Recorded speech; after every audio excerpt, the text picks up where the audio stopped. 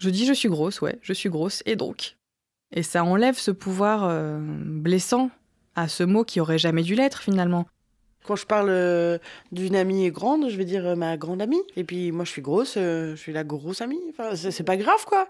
C'est descriptif, ça n'a pas de caractère péjoratif. Donc, bah oui, on est gros, on le sait, tout va bien. On est des personnes comme les autres.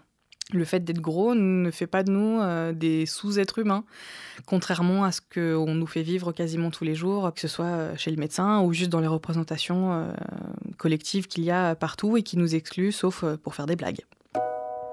Le plus souvent dans l'histoire, Anonyme était une femme. Les bras se sont levés, les bouches sont exclamées. Maintenant, il faut des mots. Ça dure toute la vie, une évasion. C'est tout le temps à refaire. Un podcast à soi. De Charlotte Bien-Aimée. Épisode 3. Le gras est politique.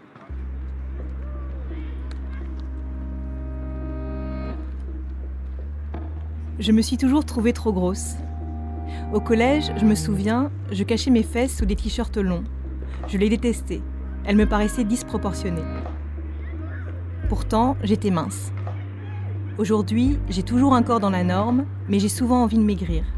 Je réfléchis à mon alimentation, je veux faire attention. Pas seulement pour me sentir bien, mais pour changer, pour mincir.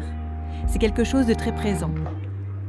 Je ne suis pas grosse, je ne suis pas obèse, je n'expérimente pas les stigmatisations et discriminations vécues par les femmes grosses que vous allez entendre. Je suis privilégiée. Mais leurs récits m'ont fait réaliser que tout en étant bien consciente de la pression sociale exercée sur le corps des femmes, j'en étais encore prisonnière. Ce podcast à soi interroge tout cela. Des normes qui pèsent sur nous toutes, à la haine et la peur des corps gros. Une peur qui commence très tôt, puisque la plupart des femmes que j'ai rencontrées ont été mises au régime dès l'enfance, comme Olga, 28 ans. Aussi loin que je me souvienne, en fait, ma famille a toujours surveillé mon alimentation, même quand ma courbe de poids était entre guillemets normale. Parce que je viens d'une famille de femmes qui sont pas minces, pas grosses, mais pas minces. Et ça les a toujours complexées, notamment vis-à-vis du regard masculin. Et c'est quelque chose qu'on m'a tout de suite inculqué. Il fallait pas trop manger, il fallait pas reprendre ni de salé, ni de sucré. J'avais pas de sucreries, de goûter, etc. à la maison. Il y a pas très longtemps, ma mère m'a raconté de manière mais totalement décontractée qu'à 4 ans, j'ai pris un bout de pain dans la corbeille sur la table. Je l'ai regardé, je l'ai reposé et je me suis mise à pleurer. Elle m'a demandé qu'est-ce qu'il y a. Et je dis, si je le mange, je vais grossir. Et elle me racontait ça comme si c'était normal.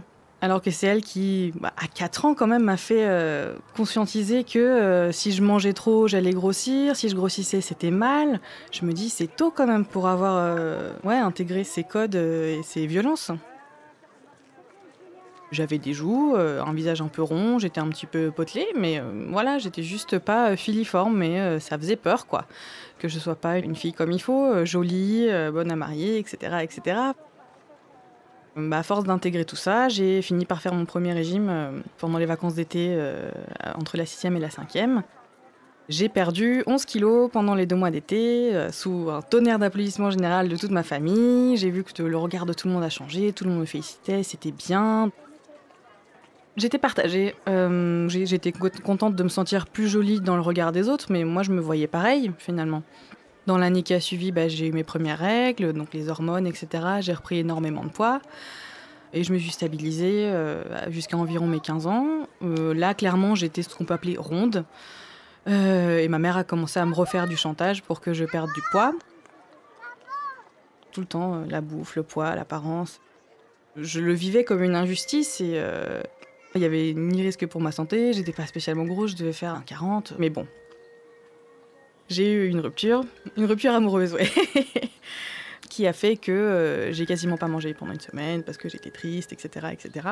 Donc naturellement, j'ai perdu du poids très vite et plus je perdais, plus j'avais envie de perdre et ça a commencé à déraper parce que je me pesais matin et soir, avant les toilettes, après les toilettes, je passais des heures à regarder mon ventre, il fallait absolument qu'il soit creux.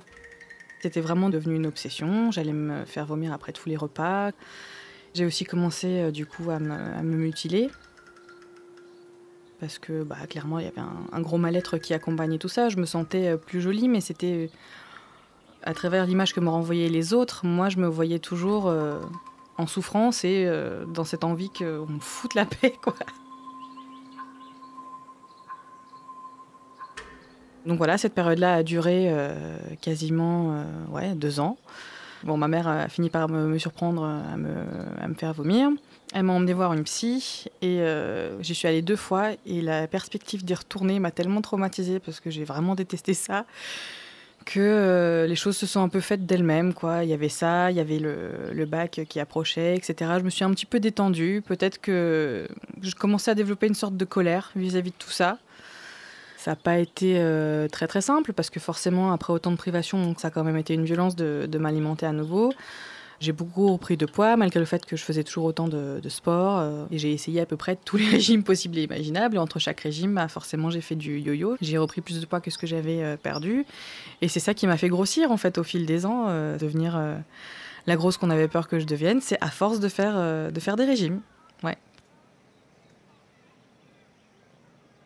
Et c'est à partir de là, en fait, que j'ai commencé à me dire je touche plus à rien. Donc ouais, j'ai continué à grossir. Et une fois que j'ai passé la barre des 100 kilos, finalement, ça a été une libération. Je me souviens qu'un médecin m'avait dit qu'il fallait surtout pas, hein, tant qu'on reste en dessous, ça va. Alors que j'étais déjà grosse et déjà avec un IMC qui dépassait, entre guillemets, la norme. Voilà, j'ai dépassé ces 100 kilos et je me suis dit, ça y est, enfin, je suis la grosse que vous aviez peur que je devienne. Maintenant, est-ce qu'on peut passer à autre chose ?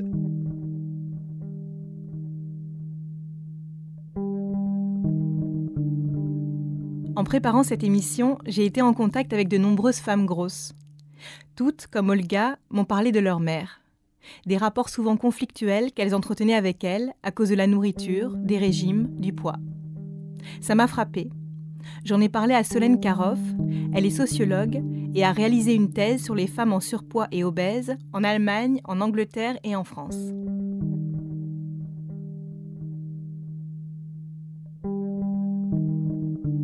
Il faut se rappeler quand même que ce sont les mères qui s'occupent principalement des pratiques alimentaires des enfants et des pratiques de santé des enfants. Et du coup, les mères, en fait, retraduisent parfois leur propre insatisfaction corporelle. Et du coup, elles vont contrôler aussi, effectivement, l'alimentation de leurs filles ou essayer de les mettre au régime lorsqu'elles vont prendre un peu de poids, par exemple.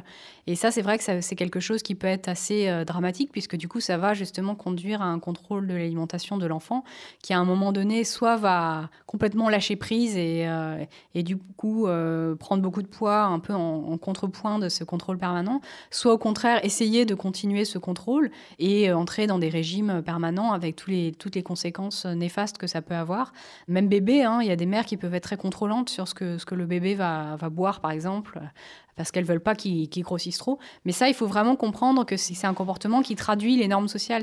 Il y a une norme de minceur qui est particulièrement forte en France, beaucoup plus forte, par exemple, qu'en Allemagne et en Angleterre, où j'ai travaillé, qu'on peut tout simplement constater en ouvrant un magazine féminin, où on va voir que les mannequins proposés ou les modèles de femmes proposés sont des personnes qui sont extrêmement minces.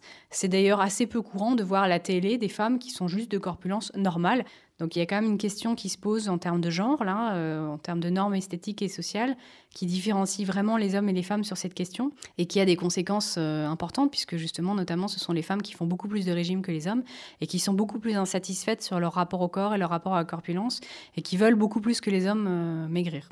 On imagine les jeunes garçons qui vont manger des pizzas et des bières, on va imaginer les jeunes filles qui vont manger des salades. Je trouve que c'est très caricatural, mais c'est très révélateur de notre société où on va trouver normal qu'une fille mange de la salade et dise « Non, j'ai pas faim, je vais pas manger de burger », alors qu'on va considérer qu'un homme doit manger de la viande, doit manger des aliments solides, doit manger beaucoup, doit manger gras, ou en tout cas, sans même considérer qu'il doit le faire, on va considérer que c'est moins grave s'il le fait. Alors qu'on imagine assez peu une jeune fille de 18 ans dans un rapport de séduction, on l'imagine assez peu manger un énorme burger avec une énorme pinte de bière. Et voilà, ça ne va pas correspondre en fait à l'idéal de la féminité qui existe dans notre société, où les femmes doivent se contrôler, doivent aussi contrôler leur corporalité. Elles doivent aussi être moins bruyantes, moins expansives, prendre moins de place. Donc c'est vrai que dans l'espace public, une femme qui est très grosse, elle prend beaucoup de place, elle est très visible. Et ça, c'est quelque chose qui est assez mal vu. Un homme a beaucoup plus de place dans l'espace public de manière générale. Il a plus le droit, on l'écoute plus, il a plus le droit d'interrompre quelqu'un qui parle, plus le droit de s'exprimer, d'être bruyant, d'avoir des comportements visibles. Et du coup, un homme qui est en surpoids, il est visible, certes, mais finalement... C'est moins choquant chez lui.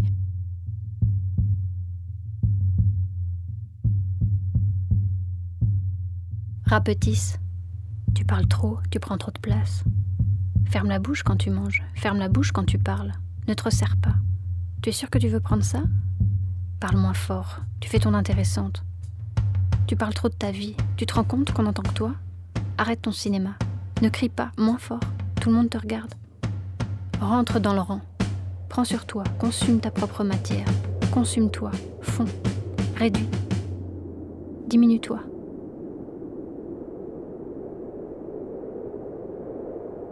Ce texte a été écrit par Lucie. Elle me l'a confié comme un trésor. Lucie est illustratrice de bande dessinée et depuis peu, elle dessine des corps de femmes grosses. Elle aussi a été mise au régime très tôt par des médecins aux pratiques peu bienveillantes. On me disait, alors t'aimes les glaces, t'aimes les gâteaux, t'aimes les frites. Si je disais, non, mais j'aime aussi les haricots verts, on se moquait de moi ou des choses comme ça. On me demandait de montrer des photos des portions que je prenais, ils avaient des cahiers avec les... Enfin, toutes ces choses-là, c'est vraiment une culture de la culpabilisation. En plus, j'avais ce profil de bon élève, je voulais toujours donner la bonne réponse.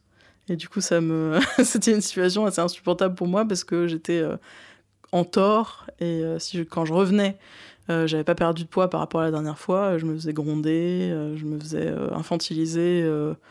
Je veux dire, même en ayant 6-8 ans, j'avais l'impression qu'on me parlait comme si j'en avais 3. Enfin, c'était... Je pensais vraiment que j'étais difforme. Je me prenais beaucoup de remarques sur ma corpulence qui était, à mes yeux de maintenant, absolument pas un problème, quoi. Juste une morphologie différente. C'est-à-dire, j'étais la petite fille qui a le corps un peu un haricot très cambré avec le petit bidon en avant, comme ça, et je vois des photos de moi dans mon juste corps de GRS en train de faire ma petite chorégraphie, et je trouve ça adorable, quoi. Mais à l'époque, c'était horrible pour moi d'être en juste corps avec toutes les autres filles hyper minces. Enfin, le contraste entre moi et les autres personnes était insupportable à vivre. Mais parce qu'on m'avait conditionné à y faire attention. Avant cet âge-là, je réfléchissais absolument pas à ces choses-là. Et à partir du moment où on est une petite fille, on commence à se dire « Ah bah, de quoi j'ai l'air ?» On n'est plus dans l'insouciance, quoi. L'adolescence, je supporte pas mon corps. Je me souviens d'avoir eu des pensées vraiment extrêmement, extrêmement sombres sur mon corps. Je voulais couper mon ventre, je voulais couper mes cuisses, Et finalement, c'était vraiment... tout était dans ma tête, quoi. Enfin, c'est ça le... Encore une fois, je revois des photos et je me dis, mais quelle jeune femme adorable. C'est une espèce de soulagement et en même temps une tristesse terrible d'être retombée sur toutes ces photos de moi parce que je me suis dit, wow, c'est du gâchis. Je me suis rendu compte que cette jeune fille que je voyais, elle avait tout pour elle et à part elle-même, la seule personne dont elle aura eu besoin, c'est qu'elle-même soit de son côté, en fait. Et elle aurait été invincible à ce moment-là, quoi. Je me disais que l'amour, c'était pas pour moi, que la sexualité, ça me concernait pas non plus.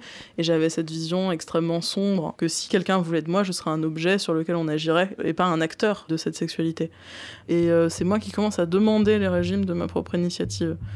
Et ma mère qui pense bien faire et qui me laisse, qui m'encourage là-dedans, qui m'achète les trucs de la pharmacie avec les lotions de plantes à boire en même temps... que les régimes, qui m'emmènent voir des diététiciens. Et c'est à ce moment-là que j'ai commencé à manger en cachette et ce genre de choses, en fait. Jusqu'à ce que je fasse une très grosse dépression suite à la résurgence de souvenirs traumatiques liés à mon enfance, notamment des choses d'ordre sexuel. Et à partir de là, en fait, tout ce qui s'était passé avant avec la nourriture, c'est-à-dire le fait de mettre au régime, de me culpabiliser, toutes ces petites névroses-là se sont transformées en un bon gros trouble du comportement alimentaire. J'ai fait de l'hyperphagie, du coup je me suis mise à manger pour juste survivre à ce que j'avais dans la tête en permanence, quoi. J'ai une petite dent envers la façon dont la société parle des troubles du comportement alimentaire parce que... le trouble du comportement alimentaire le plus glamour à avoir, entre guillemets, bien sûr, parce qu'évidemment, c'est horrible d'en avoir, quel que soit celui qu'on a, c'est l'anorexie. Parce que l'anorexie, c'est une forme exacerbée du contrôle que la société nous incite à avoir sur notre corps. Donc on a de l'empathie pour quelqu'un d'anorexique, c'est le pauvre, etc. La boulimie, c'est quand on mange et qu'on se fait vomir. Il y a une forme de rédemption, vous voyez, c'est-à-dire, ah, on regrette, on va quand même essayer de contrôler. L'hyperphagie, c'est le péché ultime. On mange, juste on mange en fait. On mange dans des quantités extrêmes. Moi, c'était surtout le fromage, le pain, les pâtes, ce genre de choses.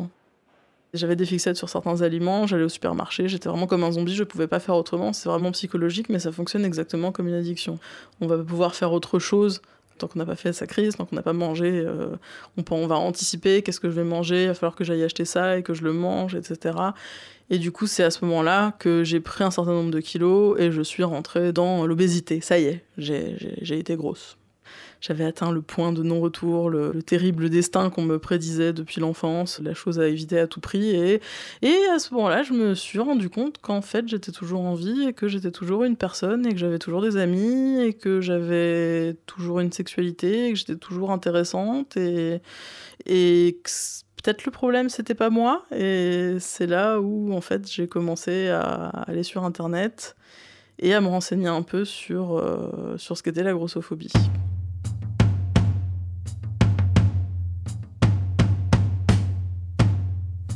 T'as vu la grosse? T'as vu le boudin? Oh là là, le monstre. C'est sûr, faut être à 4 pour la satisfaire. Tu parles, le lit va s'effondrer. Hippopotame. Burk, c'est vraiment répugnant ces bourrelets. Les très très maigres sont à l'abri. On les insulte rarement, on les plaint plutôt. Les pauvres. À coup sûr, ils sont malades. Mais les très gros, les trop gros, on ne les rate jamais. On ne se retient pas. On y va sans vergogne. Comme si les rondeurs et la graisse amortissaient les coups. Comme si les gros ne sentaient rien, étaient incapables d'émotion.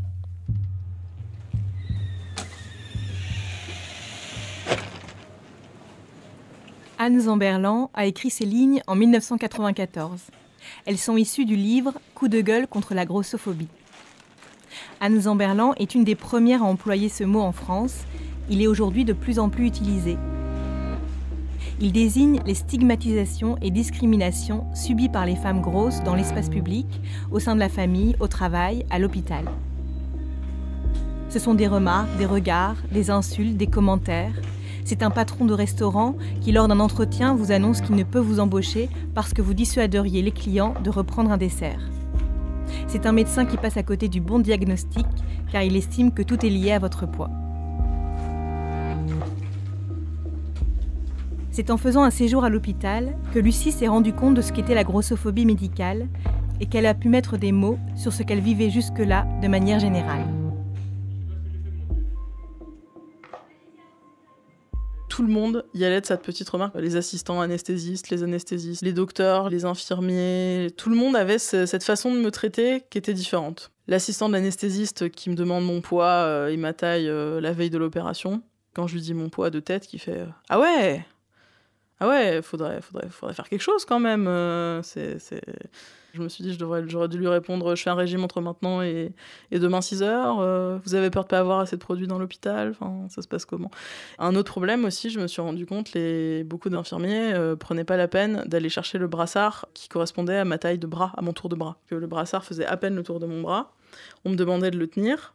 Du coup, quand ils gonflaient le brassard pour prendre la tension, ça faisait une tension anormalement élevée. Et eux, ils se disent « Ah bah c'est normal, elle est grosse, elle a forcément une tension élevée. » Et ça fait des relevés qui sont complètement faux, en fait.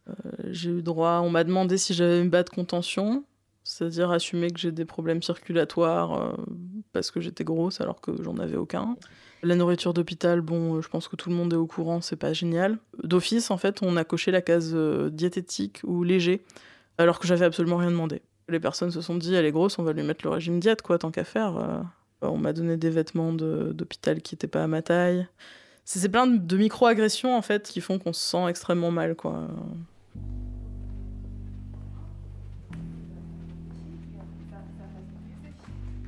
Et le fait que, par exemple, j'aille voir pour un rhume, pour une otite, et le médecin, il va rajouter le petit... Et il faudra penser à perdre du poids, en plus, et c'est le petit truc, genre, on va oublier, quoi.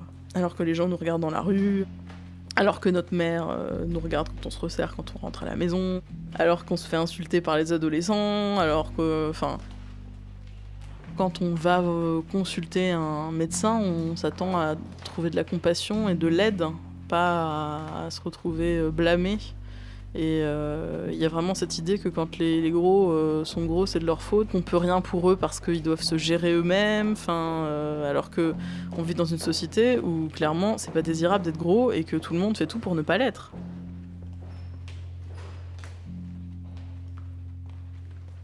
Ça m'amuse pas particulièrement de devoir commander mes vêtements sur internet ou de les chercher ailleurs que dans des boutiques. Ça m'amuse pas particulièrement d'avoir peur à chaque fois que je prends rendez-vous avec un médecin, de me poser des questions sur si une chaise va se casser ou pas quand je m'assois dessus.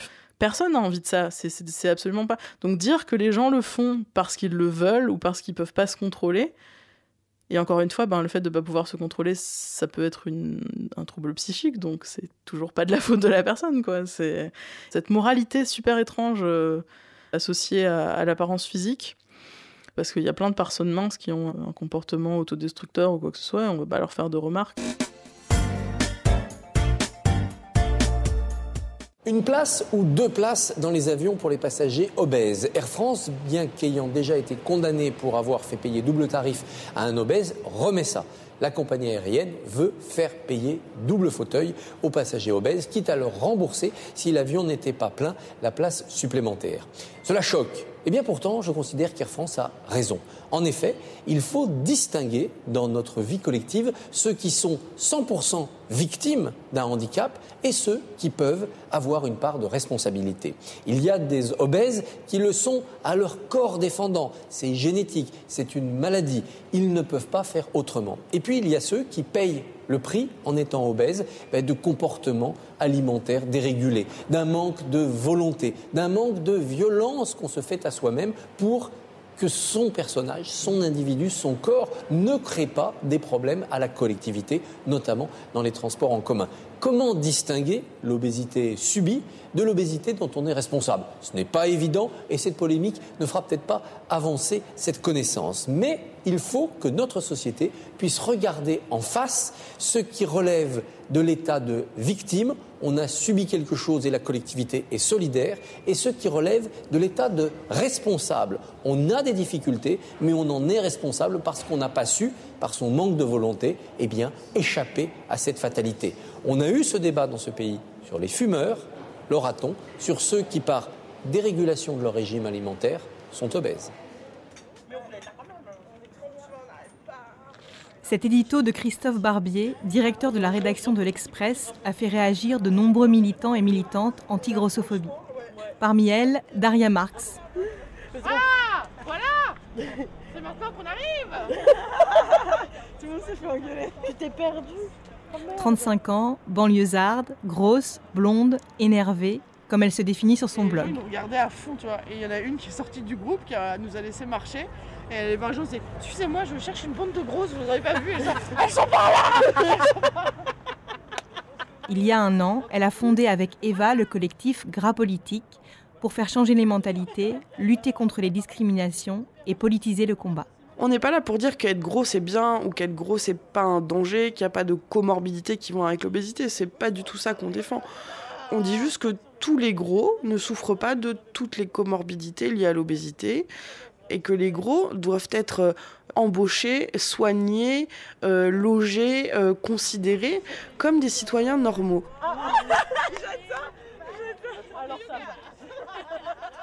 D'abord, l'obésité, c'est un problème de pauvres en France. Quand on est une famille avec peu de moyens, la nourriture, c'est souvent le seul moyen qu'on a de faire plaisir à ses enfants, de faire plaisir à ses proches. Donc il peut y avoir ce rapport-là à la nourriture. Il y a aussi le fait que quand on a 2 parents qui travaillent ou qui ont de très petits moyens, c'est beaucoup plus sympa d'acheter des plats tout prêts qui goûtent bon, même s'ils ne sont pas bons pour vous. Et donc c'est beaucoup plus simple de faire ça que d'aller au marché bio, acheter, à Paris, le cours du poivron bio, il est à 4,99 le kilo, quoi.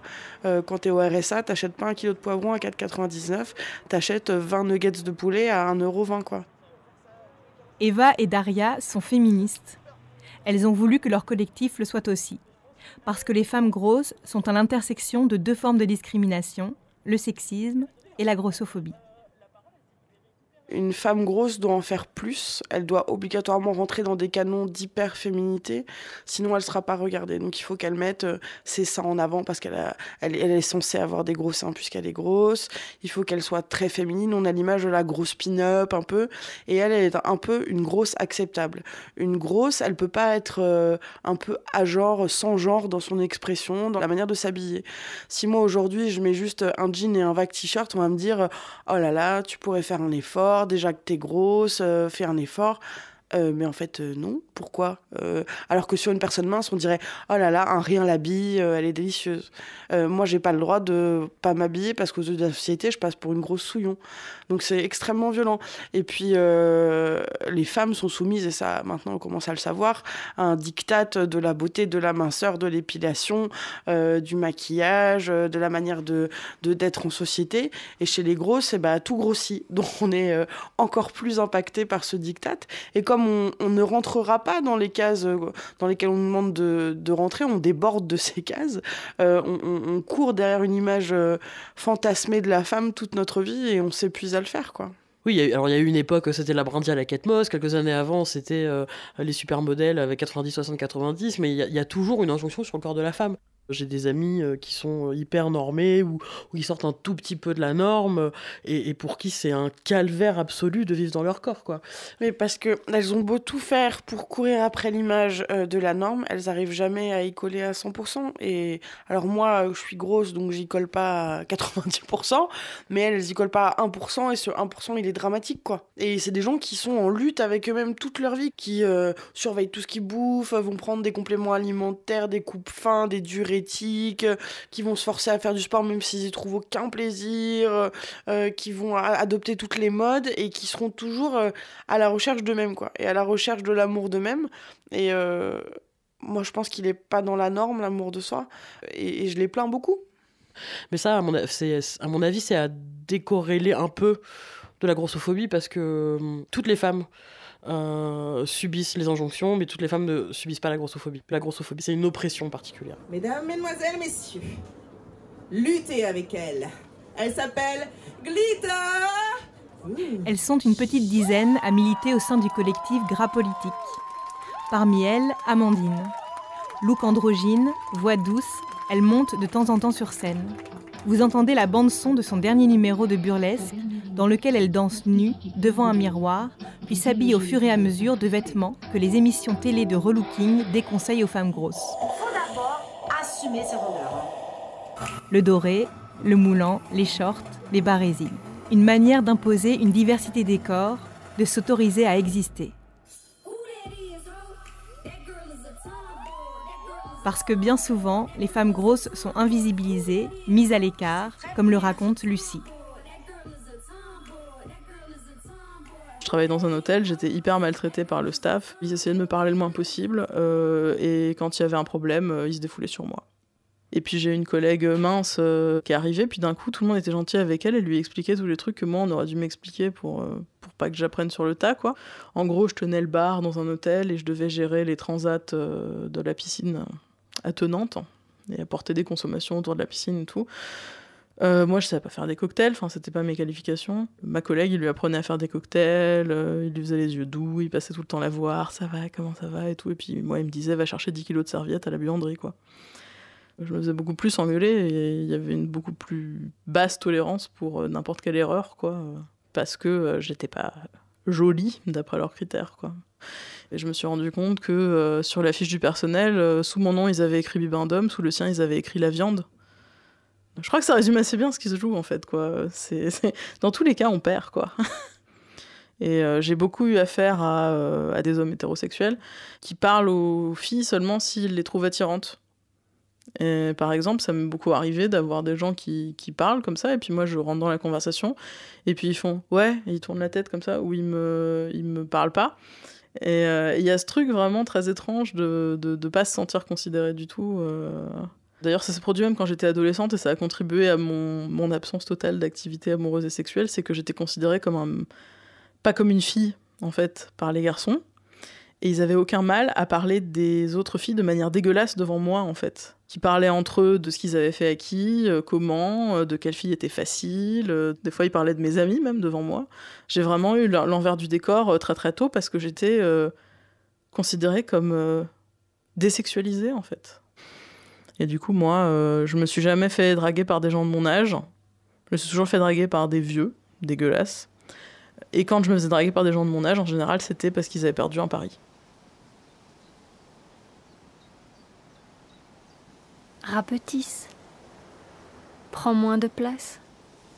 Tout le monde te regarde, pour les mauvaises raisons. Rentre dans le rang. Et alors, peut-être ta vie pourra commencer. Et alors peut-être tu seras bien traité. Peut-être que tu seras aimé. Peut-être que tu auras accès au plaisir. Peut-être que tu seras regardé de la bonne manière. Peut-être que tu arriveras à te regarder et à te voir vraiment. Peut-être que tu pourras t'aimer. Peut-être.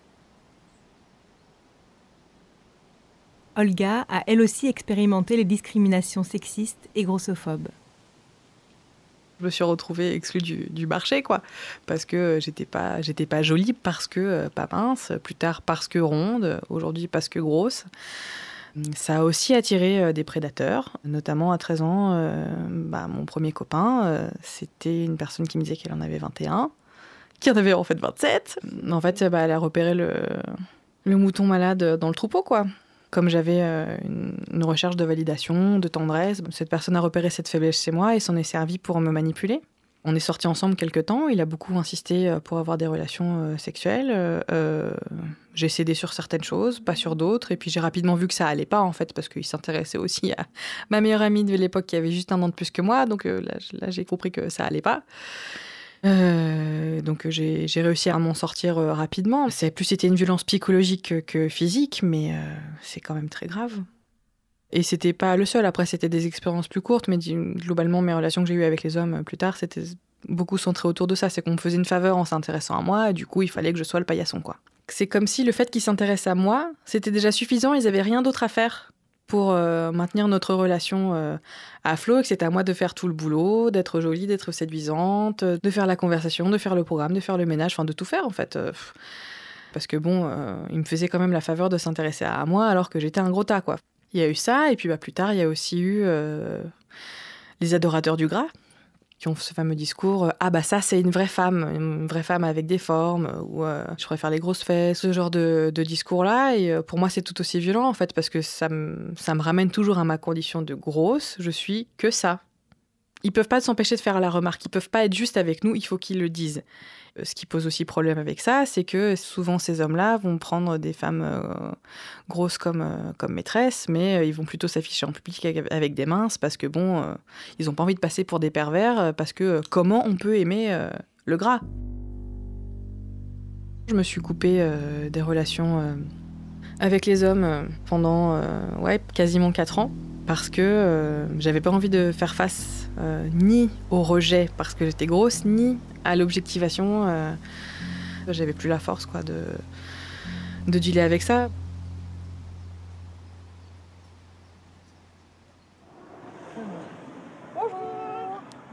C'est par ici.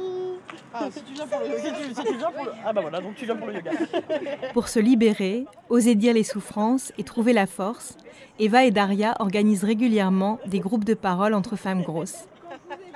Elle propose aussi aux femmes qui les rejoignent des sorties collectives à la piscine et des cours de yoga respectueux de toutes les corpulences. Moi, en tant que femme grosse, faire du yoga, ça m'a réconciliée avec la partie de mon corps qui m'interdisait de vouloir faire du sport, en fait. Depuis que je suis toute petite, dans tous les cours de PS, dans toutes les activités sportives, j'étais la grosse qu'on choisit en dernier dans les équipes. J'étais la grosse à qui le prof de sport dit de faire 2 tours de piste de plus parce que je mérite bien de perdre un peu de gras. Donc j'ai toujours été extrêmement stigmatisée, extrêmement discriminée dans toutes les activités sportives. Et là, je me rends compte que mon corps, il peut faire, en fait. Malgré tout ce qu'on a voulu me dire, mon corps, il peut faire. Et ça, c'était extrêmement satisfaisant. Et là aussi, les gens ne se rendent pas compte que dire aux gens « fais du sport », mais les traiter comme des merdes quand ils vont en faire, ça non plus, ça aide pas à perdre du poids, quoi. Mais ça participe à la grossophobie. Videz complètement les poumons. Et on va inspirer pour chanter. On nous a répété qu'on n'était pas capable, quoi. Et là, on se rend compte qu'on est capable.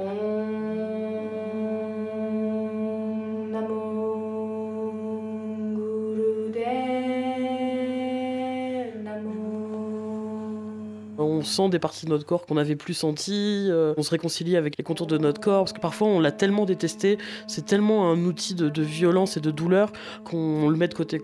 Et avec le yoga, on réappréhende les contours de notre corps et on réapprend, si ce n'est à l'aimer, parce qu'on n'est pas obligé d'aimer son corps, c'est un long travail, mais au moins à l'habiter, quoi.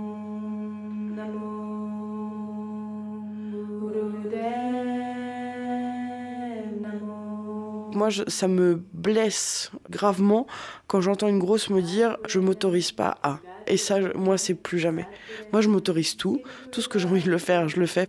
Tout ce que j'ai envie de mettre comme fringue, je vais les mettre. Tout ce que j'ai envie de dire, je vais le dire. Voilà, je veux plus jamais qu'on m'interdise quelque chose ou m'interdire quelque chose sous prétexte de mon apparence physique.